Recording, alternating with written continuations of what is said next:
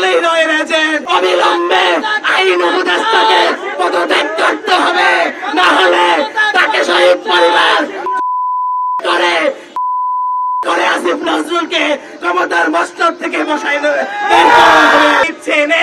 আমাদের দুঃখ নাই, কিন্তু আমাদের দুঃখ তাদেরকে যারা জীবন দিয়ে ক্ষমতার মস্তকে বসাইলো, তারা সেই শহীদদের বিচারের জন্য কি করেছে।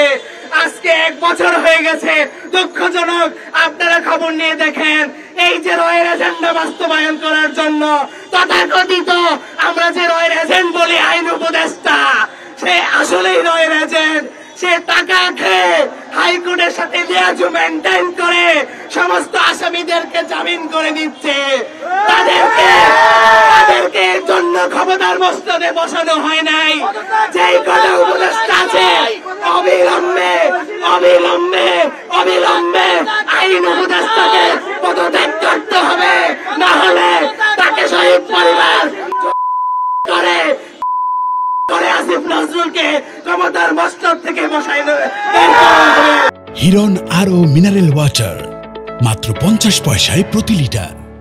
এই রয়ের এজেন্ডা বাস্তবায়ন করার জন্য, এই রয়ের এজেন্ডা বাস্তবায়ন করার জন্য এই ঘুষখোর আসিফ নজরুলকে এতগুলো মায়ের সন্তান তাদের জীবন দিয়ে ক্ষমতার মস্তকে বসায় নাই। আজকে আমরা এখানে এসেছি কেন?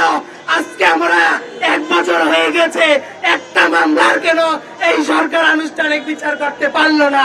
সে ব্যর্থ সরকার হিসেবে নিজেদেরকে মানুষের কাছে দিন দিন ব্যর্থ সরকার হিসেবে পরিচয় করতেছে। তারা আজকে বিচার নিয়ে একটা মামলার আনুষ্ঠানিকটা বিচার হয়েছে না, আনুষ্ঠানিক বিচার কার্য শুরু করেছে। তারা নিজেদের 16 আনা ভোগ বিলাসিতা আর প্রোটোকলের জন্য ক্ষমতার মসনদে বসেছে। আজকে শহীদের হত্যার বিচারের জন্য কেন আমাদেরকে রাস্তায় নামতে হবে?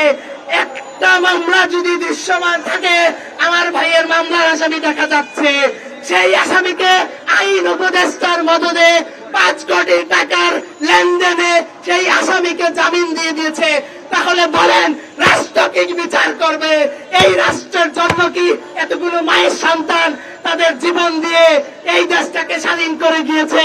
আমরা আজকে অবিলম্বে অবিলম্বে যেই কোর্ট থেকে বৈষম্য বিরোধী ছাত্র আন্দোলনের হত্যা মামলাগুলোর জামিন দিয়েছে, সেই বেঞ্চের বিচারপতিদেরকে বহিষ্কার করতে হবে, তাদেরকে বরখাস্ত করতে হবে, আইন উপদেষ্টাকে আজকেই পদত্যাগ করতে হবে। আমরা এখানে পরে অবস্থান কর্মসূচি পালন করব।